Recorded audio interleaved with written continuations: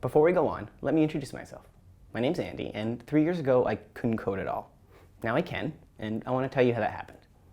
I graduated from college in 2009 with a degree in physics, and I had no coding skill at all. And at the time, I was actually pretty intimidated by programming. Even though I didn't start learning to code until 2012, these 3 years, from 2009 to 2012, are relevant to how I learned to code, because it was during this time that I was doing a lot of teaching and a lot of learning about how people learn. And I learned something that would wind up being incredibly important to me when I would eventually learn to code. I learned that anyone can learn anything. Well, just about anyone can learn just about anything. But for the most part, this is true.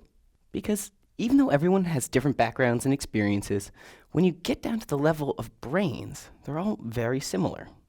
And our brain is also this incredibly flexible thing. By giving it the right inputs, you can actually change your brain and make it do whatever you want. But that's enough about the brain. After 3 years of teaching and learning, sometime in early February of 2012, I heard about this new education company called Udacity. That was actually what the logo looked like at the time. I didn't know much about it, but online education sounded really interesting, so I emailed someone who worked there. 3 days later, I was on a plane to San Francisco. It was very exciting. But things at Udacity were pretty chaotic back then, and nobody had even told me what my job would be, though I assumed it had something to do with education and maybe technology. Either way, February 15th was my first day of work, and I would figure it out then. That morning, I got dropped off at our office, which at the time was just Sebastian, who's our CEO. It was his house. So I walked up to the door. I still didn't know what my role would be, but that was going to change in about 30 seconds. I rang the bell, and Sebastian answered. The conversation went something like this. He told me that I would be the assistant instructor for the course he was making. This was news to me, but I was trying to play it cool, so I asked him to remind me of the title, and then he told me.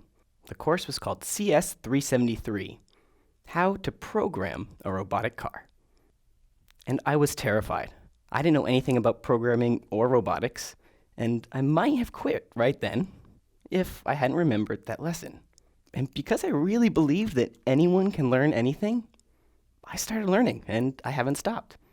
And now, here I am today. Very, very excited to be assembling the resource I wish I had had 3 years ago. Now, you may be thinking, why should I entrust my programming education to someone who only has 3 years of experience? And the answer is you shouldn't, and you aren't. Let me explain how this nano degree is going to work.